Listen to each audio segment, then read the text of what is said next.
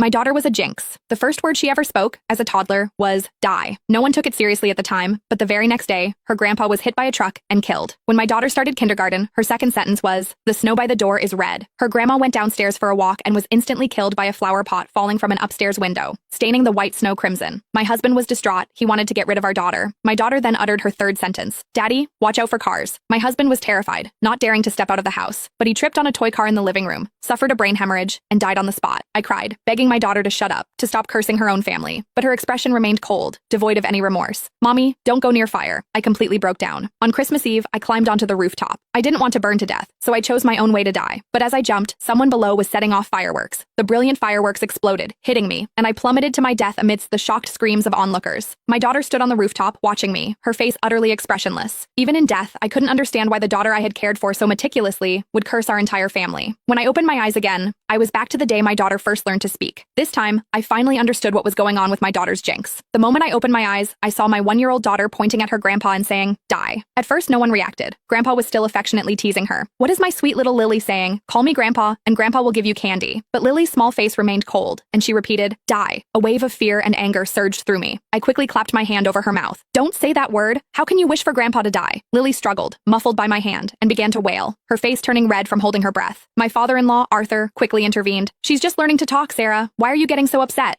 I pressed my lips together, my body trembling uncontrollably. "She's cursing you." Arthur paused, then laughed. "What are you talking about? She's so young. How could she possibly know what die means?" I didn't know how to explain, so I could only tell Arthur to be careful when he went out these days, especially to watch out for cars on the road. Arthur said he understood, but he didn't take it seriously at all. I repeated the warning to my husband, David, who also laughed at me, saying I was overreacting. He looked at Lily tenderly, saying our daughter was anything but a jinx. He even tried to comfort me. "Sarah, are you having postpartum anxiety? Maybe you should take a break and let my parents take care of Lily for a while." A sudden chill ran through me. I immediately shook my head. No, absolutely not. What if Lily cursed someone else when I wasn't around? But a sliver of hope remained in my mind. What if the previous incidents were just accidents? I hadn't let Arthur leave the house for days, and I'd even put away all the toy cars. I was terrified of a repeat of what happened to David in my previous memory. After a few days at home, Arthur got bored. "I'm just going for a walk in the garden downstairs. Don't you worry about it." I warned him repeatedly not to go anywhere near cars. But Arthur still had an accident. He missed a step while going down the stairs, tumbling all the way down. His head landed precisely on a protruding nail. Arthur died on the spot. When the ambulance arrived, they immediately called the funeral home. My mother-in-law, Martha, knelt beside Arthur, sobbing uncontrollably. How could this happen? But her usually kind husband was gone forever, unable to hear her cries. David rushed back from work, his eyes immediately red with tears. Yet, he calmly contacted relatives and friends, preparing Arthur's funeral. I held my innocent daughter, overwhelmed by guilt and self-blame. But Lily remained perfectly innocent, as if nothing had happened. I pinched her cheek, making her look at me. "Lily, tell Mommy, why did you say that word? Why did you have to curse Grandma?"